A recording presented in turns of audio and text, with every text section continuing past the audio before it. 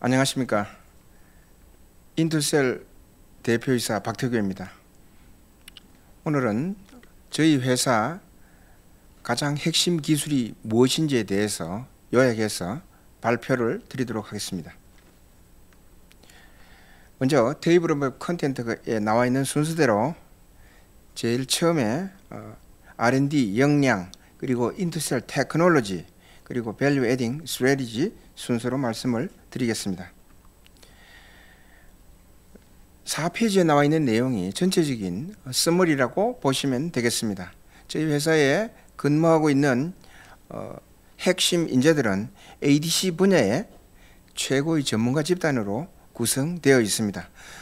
우선 제 자신이 리가캠 바이오사이언스에서 2010년도부터 대한민국에서 제일 처음으로 ADC를 연구한 경험이 있으며, 저와 함께 리가캠에서 근무했던 핵심 멤버들 3, 4명이 아직도 저와 함께 일을 하고 있습니다. 두 번째로 저희 회사의 CSO로 재직하고 계신 문성주 전무는 ADC의 본 고장인 미국에서 초기부터 저보다 더 오래 ADC를 연구한 분으로서 허가받은 약물을 트로델비에 연구를 중점적으로 해 오신 분이셨습니다. 그 이후에 에스텔라스, 엠브렉스 등 회사에서도 계속해서 ADC 역할을 맡아 오셨습니다. 그러니까 ADC 분야의 최고 전문가 집단으로 이루어져 있다는 말씀이 허언이 아님을 아실 수 있을 것입니다. 두 번째로 저희 회사의 테크놀로지는 독보적인 링크, 톡신 그 조합으로 이루어져 있는 기술입니다. 첫 번째 기술인 오파스는 피놀계 약물을 붙이는 기술로서 피놀 자리에 피놀릭 스페이스를 연결하면은 아민까지 연결할 수 있는 그런 기술입니다. 두 번째 선택성 증가 기술인데요. 선택성 증가 기술은 ADC가 선택성이 뛰어날 것으로 예상했지만 사실상 그렇지 않아서 저희들이 보완해서 기술을 발전시킨 것입니다. 세 번째 신규 약물로 넥사텍한 영역이 있습니다. 이것은 해당 섹션에 들어가서 자세히 설명드리겠습니다. 마지막으로 저희는 스트롱 레퍼런스를 갖고 있는데 상장 전임에도 불구하고 이미 3건의 라이선스 아웃을 달성하여 업계로부터 스트롱 레퍼런스를 가지고 있다고 보실 수가 있겠습니다. 오버올 전체적으로 보면은 저희 회사는 이 ADC를 연구하는 기업으로서는 진정한 게임 체인저로 자리매김할 수 있는 역량과 능력을 가지고 있다고 말씀드릴 수 있습니다. ADC에 대해서 일단 ADC를 왜 연구하는지에 대해서 간단히 설명을 드리겠습니다. 엔티바디 자체는 선택성이 대단히 뛰어납니다. 그렇지만 엔티바디의 약효는 그리 뛰어나지 않는데 특히 항암 분야에서 그렇습니다. 반면 스몰 몰레큘 톡신은 약효는 뛰어나지만 선택성은 거의 없습니다. 그래서 학자들이 선택성이 뛰어난 항체와 약물을 연결시키면은 선택성이 뛰어난 약물을 개발할 수 있겠다는 생각에서 ADC를 연구하기 시작한 것입니다. 보시다시피 항체와 약물을 연결하려면은 양쪽으로 연결하는 부위가 있는데요. 항체 쪽 연결 부위를 항체 링크 기술, 약물 쪽 연결 기술을 약물 링크 기술이라고 합니다. 중요한 특징으로는 항체 링크는 매달려 있는 순간에는 매달려 있기만 하면 되고요. 약물 링크는 몸속에서 서큘레이션 하는 동안에 끊어지지 않고 있는 것은 똑같으나 원하는 위치에 가서는 신속하게 끊어져서 약효가 나타내질 수 있도록 해줘야 합니다. 그러니까 약물 링크는 안정하면서도 빨리 끊어져야 되는 상충되는 어떤 요구 조건을 만족시켜야 하기 때문에 이것이 훨씬 더 어려운 기술입니다. 왼쪽 하단에 항체 링크에 대한 여러 가지 기술이 되어 있는데요. 아마 40개에서 100여 개의 기업이 이 기술을 개발했다고 자부하는 상황입니다. 세계적으로 유명한 기술 7개만 모아서 여기다가 표시를 해놨습니다. 보시다시피 리가캠 바이오사이언스도 세계적인 기술로서 당당히 자리매김하고 있습니다. 오른쪽의 약물 링크는 크게 보면은 시젠 기술과 인투셀 기술밖에 없습니다. 시젠 기술은 약물의 질소 부위에 연결시키는 기술이고, 인투셀 기술은 산소 부위에 연결시키는 기술입니다. 시젠 기술을 조금 더 깊이 들어가 보면은 질소 부위이긴 하지만 아민 기능기를 가진 약물을 연결하는 기술이고요. 인투셀 기술은 산소에 연결하지만 피놀에 연결하는 기술입니다. 시젠 기술의 선택 발명 형태로 다이치 상교 기술과 리가캠 바이오사이언스의 기술이 있습니다. 그러니까 리가캠 기술은 왼쪽 항체 링크 기술도 있고 약물 연결 기술도 있는 셈입니다. 제가 기본적인 ADC를 왜 연구하느냐 하는 말씀을 드렸는데요. 여기에 특정한 타겟에 대해서 이것을 항체에서 ADC로 변화를 시키면 어떻게 되는지를 간단히 설명드리겠습니다. 왼쪽에 있는 것은 헐셉틴으로서 헐트 타겟팅하는 항체 약물입니다. 이 항체 약물은 1998년도에 허가를 받았으며 작년 매출액 기준으로 한화 약 2조 원의 매출을 올린 블록버스터급 약물입니다. 이 약물을 엔헐투라는 식으로 이름으로 ADC 형태로 만들었는데요. 이 ADC 형태로 만든 것은 훨씬 더 전망이 좋습니다. 보시다시피 2019년도에 허가를 받았는데 만 5년 만에 한화 약 3.7조 원의 매출을 달성하였으며 허셉틴은 유방암 환자의 약 20% 정도만 커버하는 반면 ADC 형태인 엔헐트는 유방암 환자 전체의 약 70%를 커버하고 있습니다. 오른쪽에 차세대 ADC가 가져야 할 기본적인 덕목에 대해서 나열을 해놓은 게 있습니다.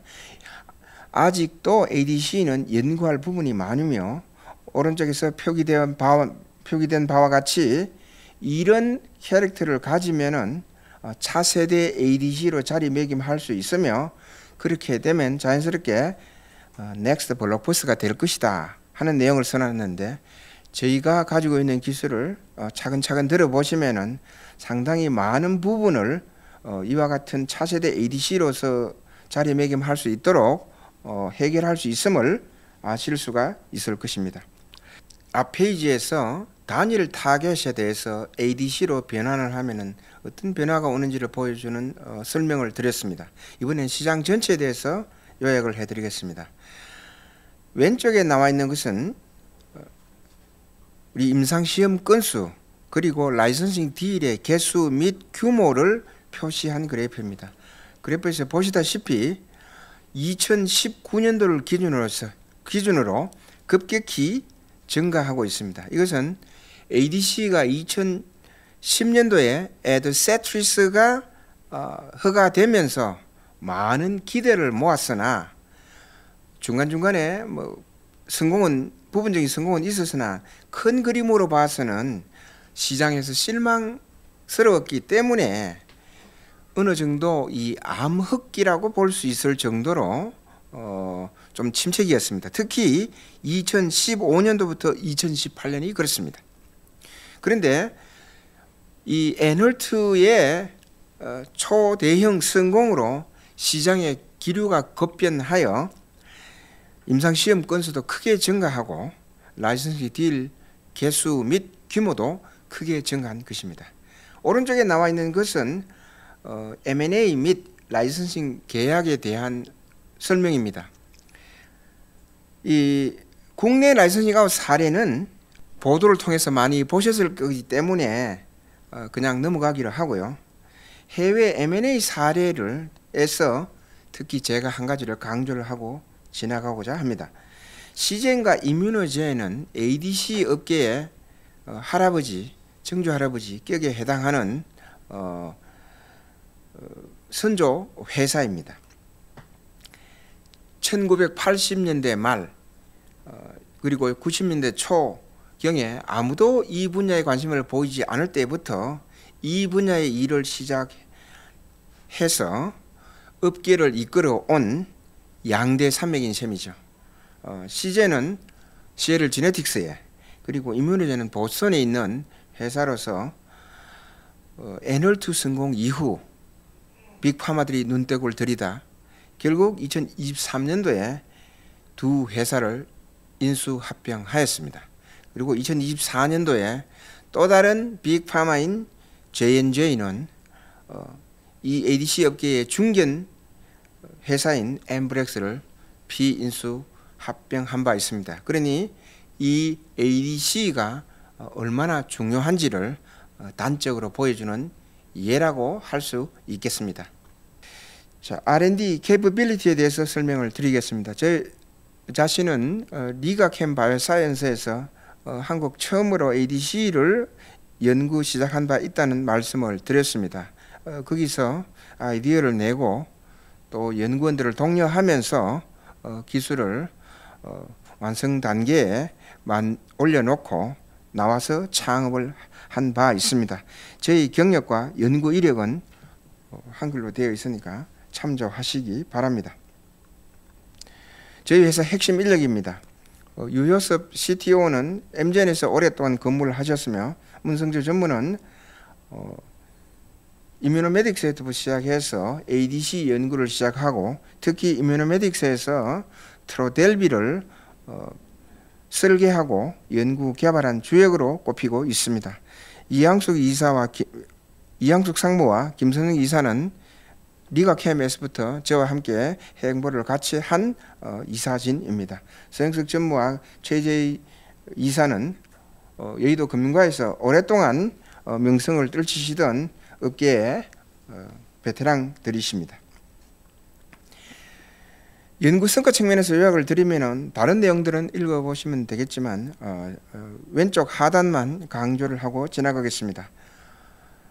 저희 회사가 연구한 내용을 2019년도 및 2020년도에 논문으로 발표한 바가 있습니다. 업계의 피어 리뷰 분들께서 저희 논문을 접하시고 저희 논문을 표지 논문으로 선정해 주셨습니다. 그러니 저희 연구 내용이 세계적인 수준에 있다는 것을 방증하는 것이 아닐까 그렇게 생각합니다. 저희 연구 인력은 거의 100%가 석 박사로 이루어져 있습니다. 그 중에 박사가 9명입니다. 인투셀 테크놀로지에 대해서 말씀을 드리겠습니다. 인투셀 테크놀로지는 피놀계 약물을 붙이는 오파스, 그리고 선택성을 향상시키는 PMT 테크놀로지, 그리고 캠토티킨계 약물인 넥사테칸으로 구성되어 있습니다. 각각 중요성만 간단히 강조하고 지나가겠습니다. 1번인 오파스 링크는 피놀계 약물을 붙이는 기술이라는 말씀을 드렸는데요. 피놀계 약물을 붙이는 기술이다 보니 피놀을 가진 스페이스 그룹을 도입하게 되면은 시젠이 붙일 수 있는 아민 펑션 및 헤테로사이클 전부를 붙였다가 뗄 수 있는 기술입니다. 그러니까 시젠이 커버하고 있는 약물 포함 피놀까지 확장된 범용성이 있는 약물 연결 기술입니다. 두 번째로 저희 오파스 링크는 ADC로 만들거나 링크를 톡신으로 만들었을 경우 안정성이 극히 뛰어나서 혈액에서 순환 도중 끊어지거나 하는 일이 없습니다. 그래서 안정성이 뛰어나 안전성이 크게 향상된 그런 테크놀로지라고 볼 수 있습니다. 두 번째 PMT 테크놀로지는 원래 예상했던 바와 달리 일반적으로 ADC를 만들면은 선택성이 별로 없습니다. 즉 정상 세포에도 꽤 잘 들어간다 하는 내용을 말씀드리는데 저희 회사에서 이 기술에 대해서 선택성을 증가시키는 기술을 개발했다는 뜻이고요. 세 번째, 넥사테칸 기술은 N-2 성공 때문에 캠토시틴 계열의 약물이 크게 각광을 받았습니다.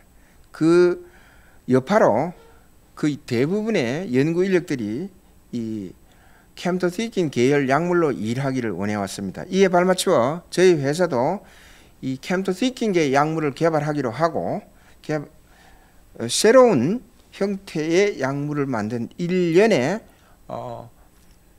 물질들을 총칭해서 넥사테칸이라고 부르게 되었습니다.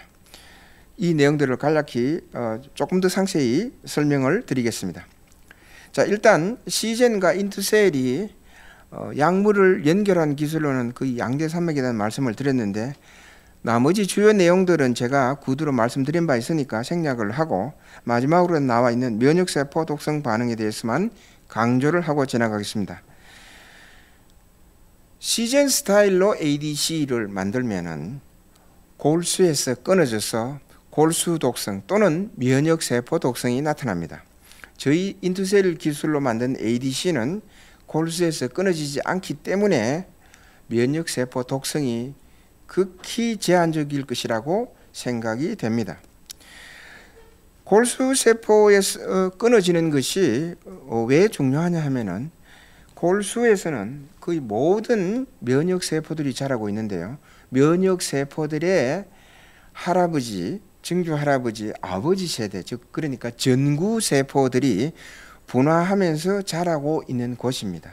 거기에 약물이 끊어져서 이 세포들을 죽이게 되면은 골수 독성 또는 면역세포 독성이라고 불리는 독성이 나타나는 것입니다. 이 면역세포가 어떤 게 있느냐 하면은 거의 혈액 속에서 돌아다니는 세포는 거의 면역세포라고 보시면 정확하시고요.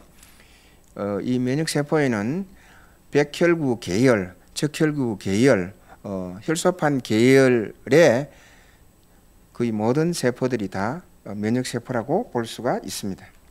오른쪽에 링크의 차별성은 제가 구두로 설명한 바를 요약해 놓은 것이니까 참조하시면 되겠습니다.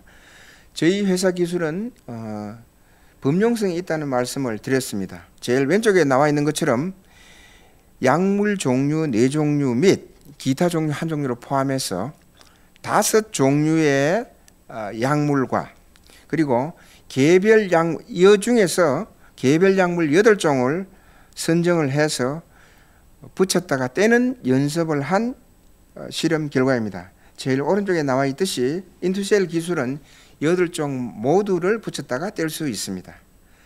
반면 시젠 기술은 주로 오리스테틴 계열인 위에 있는 2개의 약물만 붙였다가 뗄 수 있으며 그 아래에 물질들은 잘 붙일 수가 없습니다. 다만 세모 표시를 한 것처럼 아민계 펑셔널 그룹을 도입을 하면은 붙였다가 뗄 수는 있을 것입니다.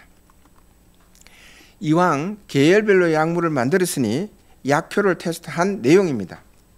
제일 첫 번째 나와 있는 게 오리스테틴, 두 번째가 아마니틴, 버섯의 독입니다.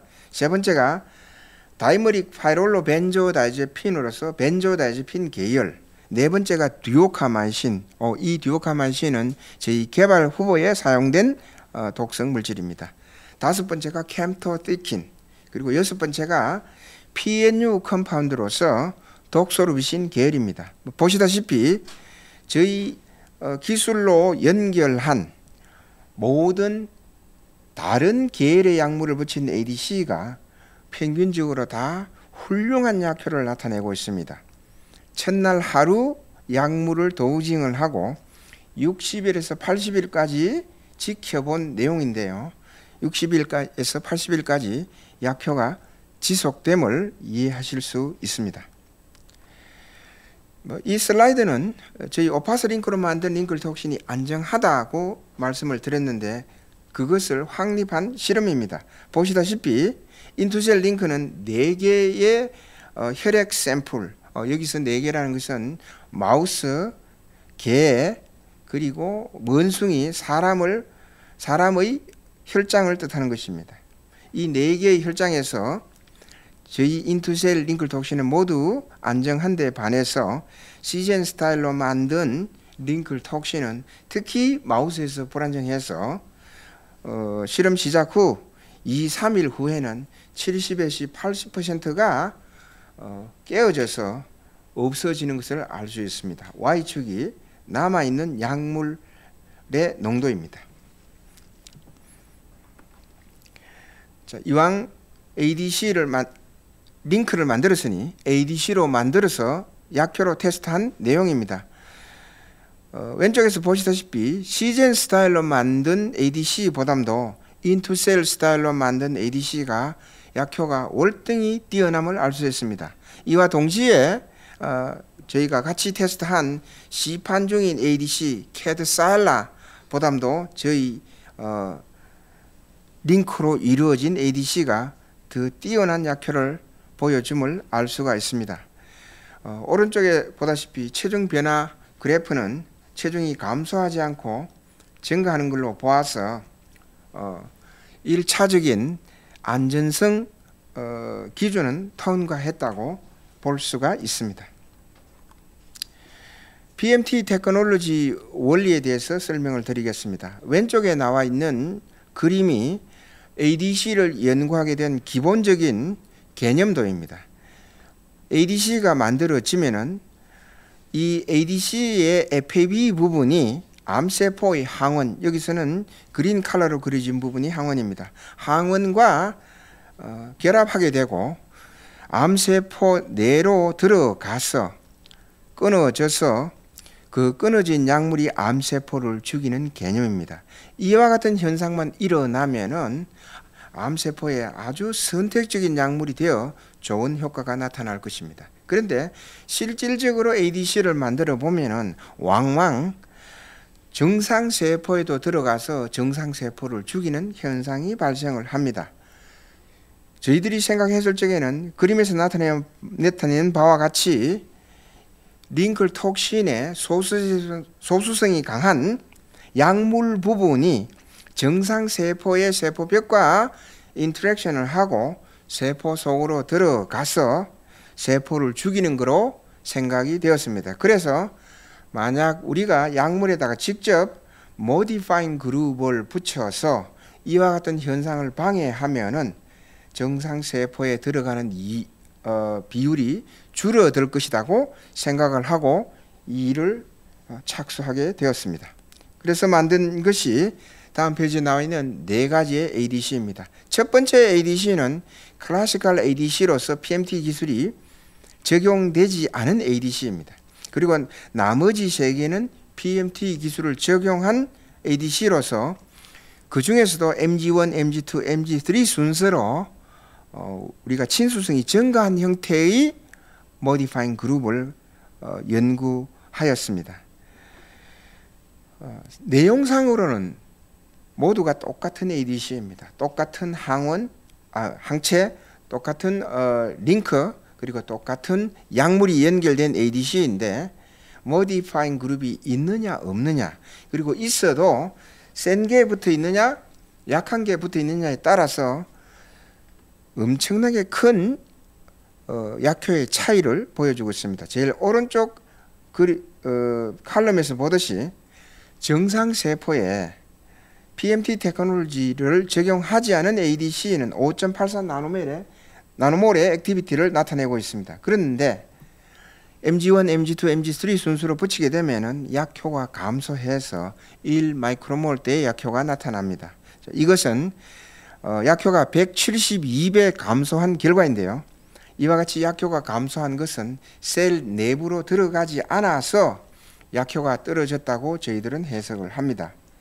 반면 암세포에서는 겨우 1.5배 정도의 차이밖에 나지 않습니다. 이것은 암세포에 ADC가 들어가는 메커니즘은 Receptor Mediated Endocytosis가 주된 메커니즘이고 non-selective하게 들어가는 부분은 그 포션이 크지 않기 때문에 작은 비중을 차지하고 있는 non-selective pathway를 차단해 본다 한들 별로 영향을 주지 않아서 겨우 1.5배 감소한 것입니다. 따라서 172를 1.5로 나누면 선택성이 115배 증가했다는 결과가 나옵니다.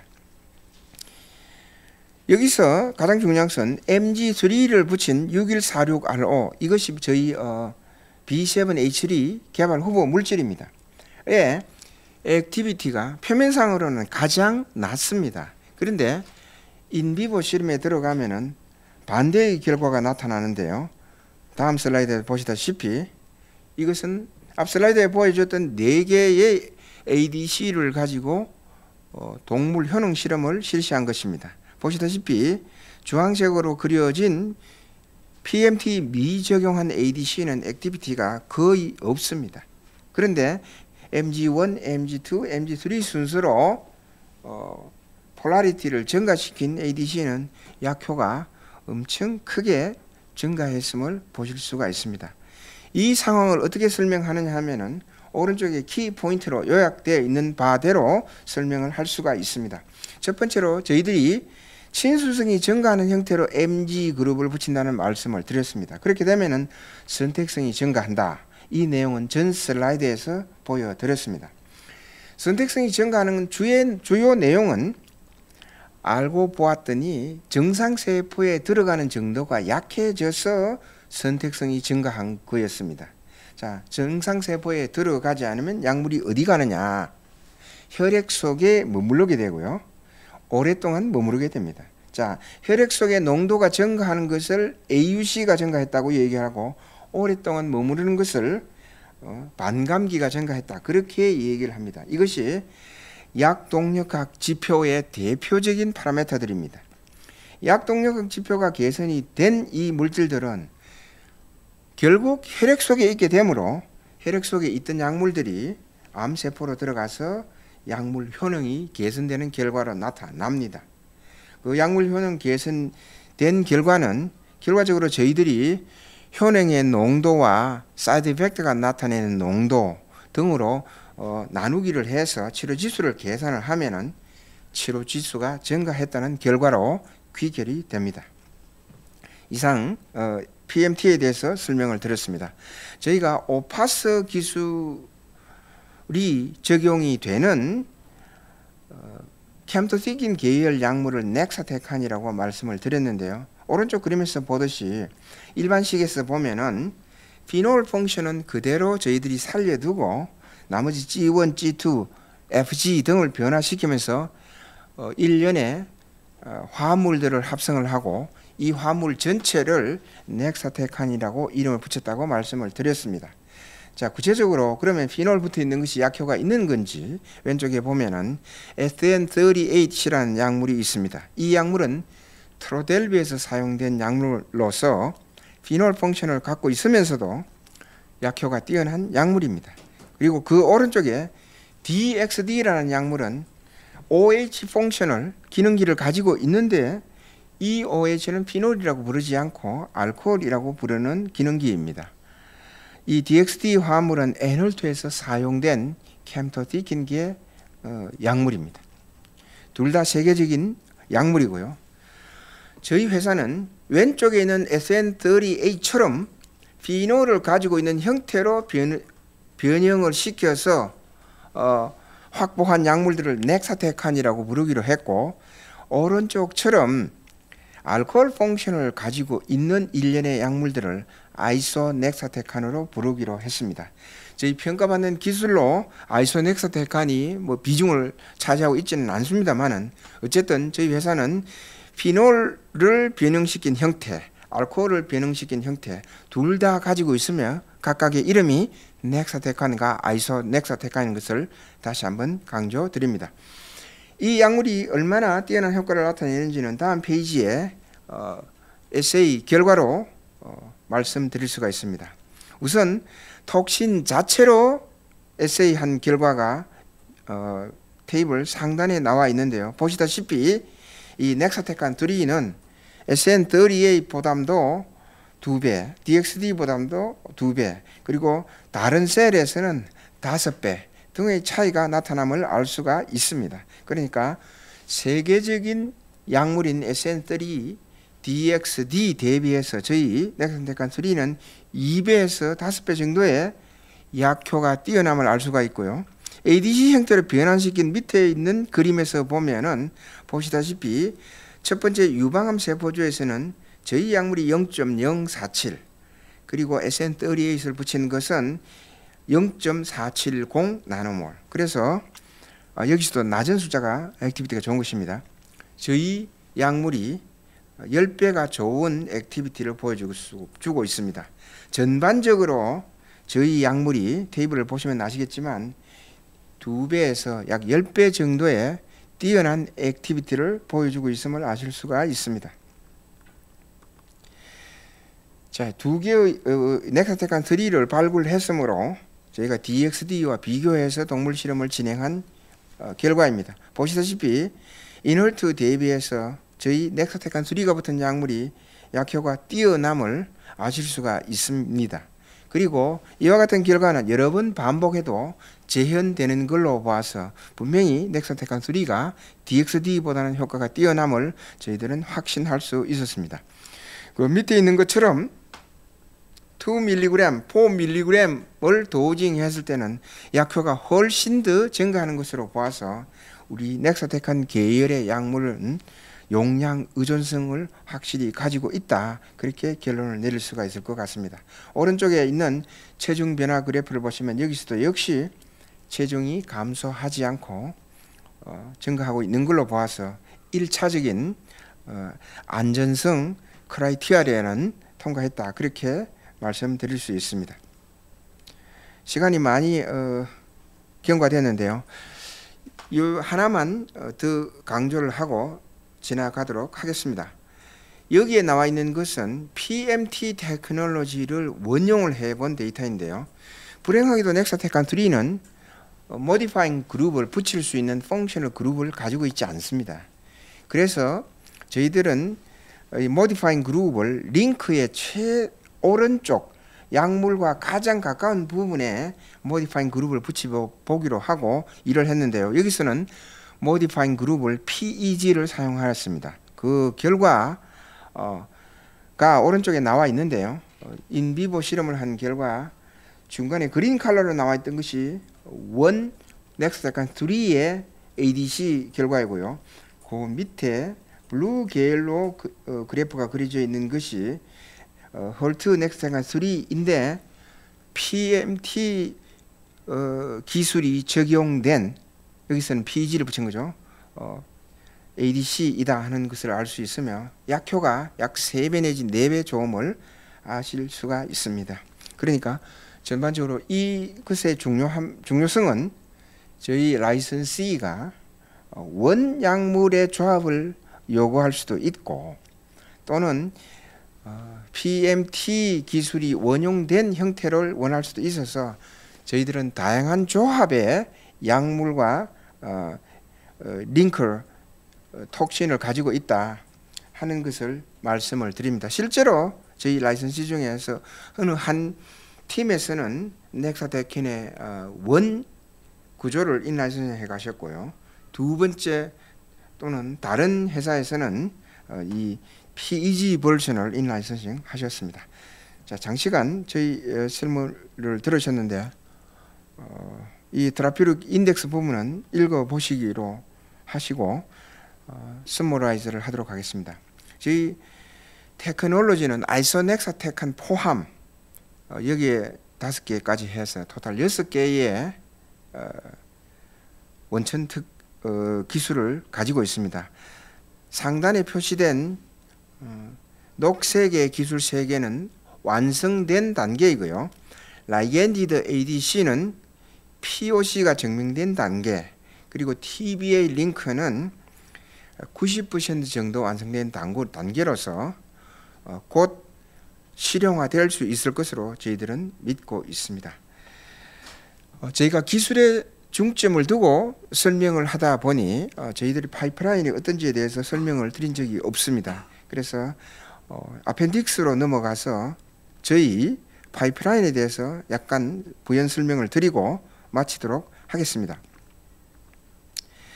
주요 파이프라인에 보시면은 저희가 올해 말에 IND를 하게 될 B7H3 ADC가 지금 프리클리니컬 끝 단계에 지금 와 있습니다. 그리고 내부적으로 HER3, 5T4, PSMA, DLL3 등의 내부 파이프라인을 가지고 있으며 여기에 대표적인 동물 실험 데이터를 저희들이 표기를 해 놨으니까 참조해서 보시기 바랍니다. 그중 반 정도는 2단계에서 바로 개발에 들어가도 손색이 없다는 것을 아실 수가 있을 정도로 약효가 뛰어납니다. 다만 저희 같은 조그만 바이오벤처가 멀티플 에셋을 한꺼번에 개발할 수는 한계가 있기 때문에 저희가 시간을 약간 조절을 하고 있다, 그렇게 봐주시면 되고요. 저희 목표가 페이지 36페이지에 나와 있는 것처럼 2030년도에 들어가서는 저희 기술로 개발된 약물이 10개 그리고 시총 10조를 달성하겠다 하는 비전을 가지고 전 임직원이 일치 단결해서 일을 하고 있습니다. 업계에서 저 회사들을 지켜봐 주시고 많은 격려를 해 주시기를 당부드립니다. 오랫동안 경청해 주셔서 대단히 감사합니다.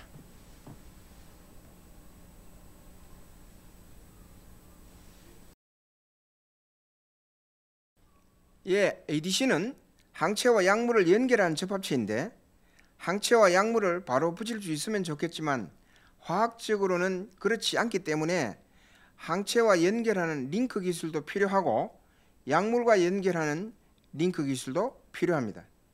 리가캠 기술은 항체 연결 기술로 항체의 특정 위치에 접합하도록 하는 기술이며 인투셀 기술은 약물 연결 기술로 혈액 내에서는 끊어지지 않고 안정하게 존재하다가 암세포 내에서는 약물이 끊어져 암세포를 사멸시키는 기술입니다.